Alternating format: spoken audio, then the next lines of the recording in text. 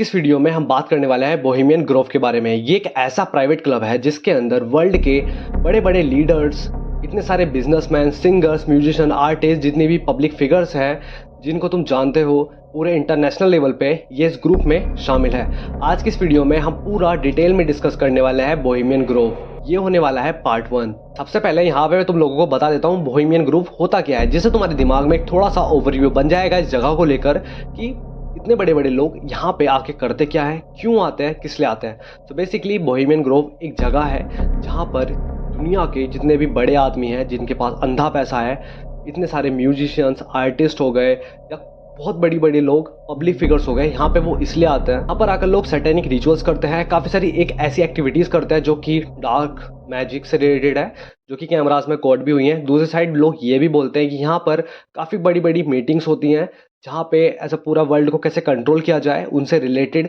चीज़ें यहाँ पे डिस्कस करी जाती है उन बड़े बड़े लोगों के बीच में, जो भी ऐसा वर्ल्ड लीडर्स हैं या जितने भी फेमस पर्सनैलिटीज़ हैं या फिर जितने भी बड़े बड़े बिजनेसमैन हैं। कैलिफोर्निया मॉन्ट्रियो में एक जगह है जो कि 2700 एकड़ और 1100 हेक्टेयर में फैली हुई है, जिसको बोला जाता है बोहेमियन ग्रोव। इस क्लब में सारे के सारे मेल मेंबर्स हैं, जिसमें आर्टिस्ट भी हैं, म्यूजिशियंस भी हैं, वर्ल्ड के बड़े बड़े बिजनेसमैन भी हैं, पॉलिटिशियंस भी हैं, सारे government officials, formers, US presidents, senior media executives and powerful peoples इस पूरे क्लब में आते हैं।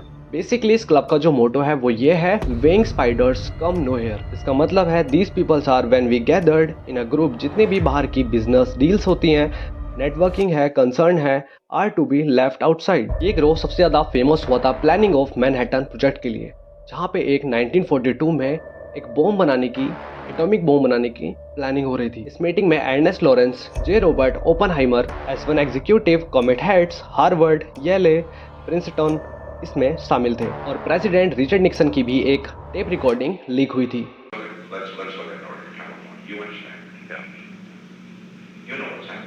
San Francisco just gone. It's clear over. I know that, but it isn't just down in the rowdy part of town. But the upper class in San Francisco is that way. The Bohemian Grove that I attend on time to time, the Easterners and the others that come there. But it is the most faggy goddamn thing you will ever imagine. A San Francisco crowd that goes in there. It's just terrible. I mean, I never want to shake hands with anybody from San Francisco. Really? Well, it's a different set of values. उस tape recording में उन्होंने upper class Bohemian Grove के बारे में, वहाँ पे वो लोग जाकर क्या क्या करते थे उसके बारे में, वहाँ पे उन्होंने काफ़ी सारी चीज़ों को लेकर बात की हुई होती है कि वहाँ पे वो लोग जाते थे, टाइम टू टाइम विजिट किया करते थे। वहाँ पे जाने के बाद वो बियर पिया करते थे। वहाँ पे जितने भी लोग, वो मेंबर्स वहाँ पे आए होते थे, जितने भी वो लीडर्स होते थे या जो भी वहाँ पे एक फेमस पर्सनैलिटी, जितने भी बड़े बड़े लोग वहाँ पे आते थे, उनकी वो लोग स्पीचेस वहाँ पे सुना करते थे। एंड एक और जो कि काफ़ी ज़्यादा वियर्ड चीज़ है कि वो लोग वहाँ पे हाफ नेक्ड भागा करते थे। ऐसा एक पूरा वो जंगल था जिसमें, इसलिए जिससे वो जो भी वहाँ के जानवर हैं या जो भी उनके खुद के भी ऐसे एनिमल्स हैं जो उन्होंने ऐसा पेट उनको रख रखा था, जब वो मर जाते थे तो उनकी स्पिरिट से बात करने के लिए। ये बहुत ही ज़्यादा बेतुकी तुमको यहाँ पे बात लग रही होगी। रेडिट पे जाके मैंने पढ़ा है जहाँ पे ये सारी चीज़ें उन्होंने बताई हुई थी। वो लोग इतने फेमस पर्सनैलिटीज़, अंधा पैसा होने के बाद भी कुछ ऐसी हरकतें करते थे, कुछ अपना वहाँ पे टाइम स्पेंड करने के लिए, कि वो इतने बड़े लोग वहाँ पे उनका एक अच्छा नेटवर्किंग बिल्ड हो सके। ये चीज़ उनके ऐसा पॉलिसी के अकॉर्डिंग तो नहीं था कि वहाँ पे ये सारे इन चीज़ों से रिलेटेड कुछ भी बात नहीं करनी होती थी, बट जितने भी वो लोग थे बेसिकली वहाँ पे वो इसलिए ही आया करते थे जिनसे वो अपना जो है अच्छे खासे रिलेशन बना सकें, और बड़े बड़े लीडर्स से, काफ़ी अच्छे बड़े बड़े फेमस पर्सनैलिटीज़ से, जितने भी लोग वहाँ पे ऐसा वर्ल्ड बेसिकली कंट्रोल करते आ रहे हैं। तो वहाँ पे नेटवर्किंग से रिलेटेड वो काफ़ी ज़्यादा बात किया करते थे। इस जगह को वो लोग तभी विजिट करते थे जब भी उनके पास इन्विटेशंस आता था। यहाँ पर कुछ आर्टिकल्स के अकॉर्डिंग ये बताया जाता है कि इस पूरे बोहेमियन ग्रोव में इतने बड़े बड़े लोग भी शामिल थे, जैसे कि बिल गेट्स या जिमी बफेट भी। इस बोहेमियन ग्रोव को चलाने के लिए जितने भी रिच पीपल्स होते थे वही सारी फंडिंग किया करते थे, वही टाइम टू टाइम वहाँ पे पैसे भिजवाया करते थे, जिससे वो सारी फैसिलिटीज़ अपने मेंबर्स और गेस्ट को दे पाएँ। वहाँ पे जितने भी आर्टिस्ट या फिर म्यूजिशियंस आया करते थे या फिर कोई भी फेमस पर्सनैलिटी जो कि ऐसा एंटरटेन करते हैं वहाँ पे, तो वो सारी चीज़ें वहाँ पे परफॉर्म करी जाती थी, जिसमें जितने भी वो रिच पीपल्स होते थे उनको एंटरटेन करने के लिए आर्टिस्ट को, म्यूजिशियन को वहाँ पर आना होता था। वहाँ पर काफ़ी सारे प्रीमिनेंट स्कैम्स भी थे। ये वो पूरी लिस्ट है जो कि आपको स्क्रीन पे देख पा रही होगी। इसके अंदर एक जगह है आउनलेस्ट करके, यहाँ पे वो लोग सैटेनिक रिचुअल्स को परफॉर्म किया करते थे। आउनलेस्ट एक स्टैचू है जो कि एकदम 12 फीट लॉन्ग था। इसके नीचे वो लोग ये सारी चीज़ें, एक्टिविटीज़ को परफॉर्म करते थे, जहाँ पे चीज़ बताई जाती है कि वहाँ पे जो एक ह्यूमन एफिजी को सेक्रीफाइस करते थे। अब ये बात में कितना सच है कितना झूठ है, ये तो सिर्फ रिसोर्सेज में ऐसा लिखा हुआ है, लेकिन काफ़ी सारी चीज़ें ये भी बताई जाती है कि यहाँ पे वो जो लोग हैं इतने बड़े बड़े, यहाँ पे वो रियल ह्यूमंस को भी सेक्रीफाइस किया करते थे। और अपनी सक्सेस के लिए, हमारे पास पैसा है, हमारी वेल्थ इंक्रीज हो, फेम अच्छा खासा मिले, इन सब चीज़ों के लिए ये हमने ऑलरेडी चीज़ें काफ़ी बार सुनी हुई हैं कि यहाँ पे लोग ह्यूमन रिचुअल्स को करते आते हैं, सेक्रीफाइस करते हैं, जिससे उनको पैसा मिल जाए, उनके पास फेम आ जाए। इन चीज़ों के लिए ऐसे इंडिया में भी बहुत सारे केसेस हर साल देखने के मिलते हैं।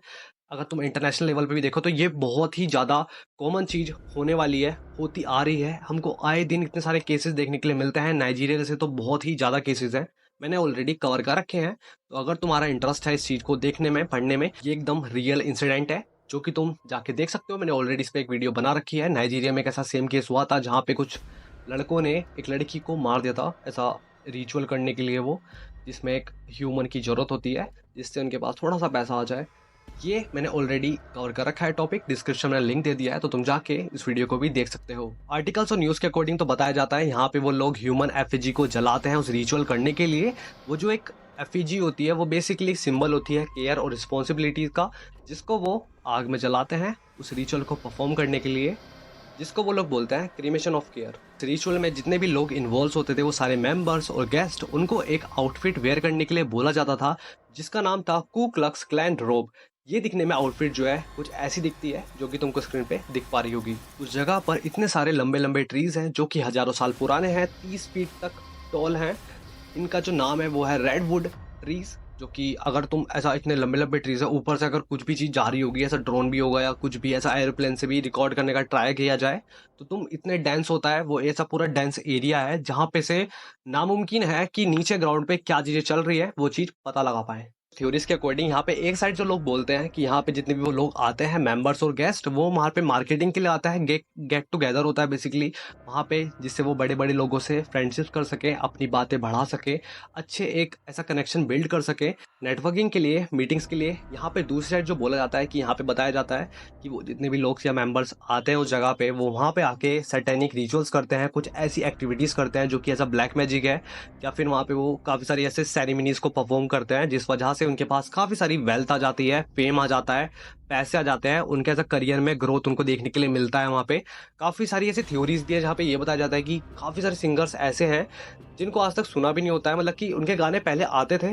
जो कि इतना कोई भी उनको नोटिस नहीं कर रहा था, लेकिन वो एक टाइम पे आके वो लोग गायब हो जाते हैं, फिर वो बाद में आता है एंड वो उनका पहला गाना आता है वो फट जाता है। उसके बाद आने के बाद फटने से मतलब कि उनके व्यूज़ मिलियंस में जा रहे हैं, ऐसी चीज़ें। ये हमने बहुत ही सारे ऐसा सिंगर्स जो भी आ रहे हैं रिसेंटली, उनमें भी हमने एक चीज़ नोटिस करी है। नोटिस किया हो तो मैंने तुम सभी को एक कैंप का लिस्ट दिखाया था, जो कि एक पहला कैंप था हिल बेली करके, एक नासा का एस्ट्रोनॉट है फ्रैंक बोरमैन करके, वो उनका फेवरेट कैंप था। ऐसे बहुत सारे लोग हैं जिनके ऐसे पर्टिकुलर कैंप्स हैं जो कि वो उनके फेवरेट हैं। अगर तुम लोग बोहेमियन ग्रोव के बारे में इंटरनेट पे सर्च करने जाओगे तो बेसिकली तुमको ये वाली जो इमेज है वो देखने के लिए मिलेगी ही मिलेगी। सो बेसिकली इसके अंदर जो भी लोग हैं इनके बारे में हम आगे बात करने वाले हैं।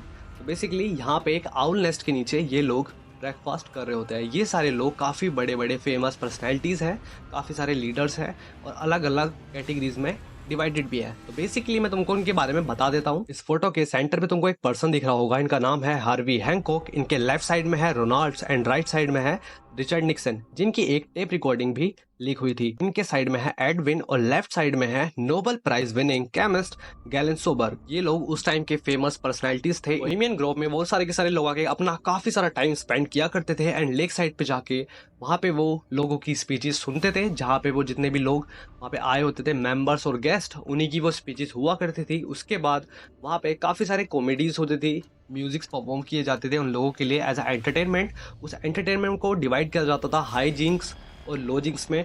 वहाँ पे एक चीज़ और बताई जाती है, जैसे कि मॉर्निंग होती थी तभी उनको एक ड्रिंक सर्व की जाती थी जिसका नाम है जिन फेस, और जैसे ही सनसेट होता था, सूरज जैसे ही ढलता था, तब उनको अल्कोहल बियर्स प्रोवाइड कर दी जाती थी। तो सारे मेंबर्स और गेस्ट अप्रोक्स $25,000 को पे किया करते थे as a membership per year. वो लोग बेसिकली इस मेंबरशिप को इसलिए बाय किया करते थे अपना टाइम स्पेंड करने के लिए, प्लेजर के लिए, वर्ल्ड चेंजिंग इवेंट्स के लिए, मीटिंग्स के लिए, कनेक्शन बिल्ड करने के लिए, ना कि सिर्फ मैनहट्टन प्रोजेक्ट एटॉमिक बॉम्ब के लिए। एक स्पाई है मैगजीन राइटर फिलिप नाम से, जो कि उस बोहेमियन ग्रुप में बन के गया था एज अ गेस्ट, ऐसा प्रिटेंड करता है कि वो गेस्ट हूँ उस जगह का। वहाँ पे अंदर वो चले जाता है, वहाँ पे जाने के बाद वो ऐसी चीजें एक्सपीरियंस करता है जो कि उसने एक एक्सपोज भी निकाला होता है जिसका नाम था master of the universe go to the camp, जिसमें एक्सपोज करते हुए इतनी सारी चीजें बोहेमियन ग्रोव के बारे में उस स्पाई ने बताई होती है, जहाँ पे उसने जो भी चीजें ऐसे एक्सपीरियंस करी होगी वहां जाने के बाद वो सारी चीजें उसने उसके अंदर लिखी हुई हैं। तो लिंक मैंने डाल दिया है डिस्क्रिप्शन में, तुम लोग जाके पढ़ सकते हो और स्क्रीन पे भी तुमको दिख रहा होगा, so you can pose and easily तुम उसको रीड कर लो। ये इस वीडियो का फर्स्ट पार्ट है, सेकंड पार्ट बहुत ही जल्दी आने वाला है, तो तुम सभी को पता है क्या करना पड़ेगा। प्लीज सब्सक्राइब कर लो, वीडियो अगर पसंद आई हो तो लाइक कर दो, एंड नेक्स्ट पार्ट सच बता रहा हूँ तुम्हारा दिमाग हिला कर रख देगा। What do you think about Bohemian Grove? I used to work there. You used to work there? Yeah. And now you work at Camp Meeker? No, I don't work. Yeah, I live in Camp Meeker. Oh, you live there? Yeah. Well, that's great. What'd you do at the... I just worked there. But, I mean, Yeah. you never saw him march around in the red robes? And No, no. Oh, really? That doesn't go on? Yeah.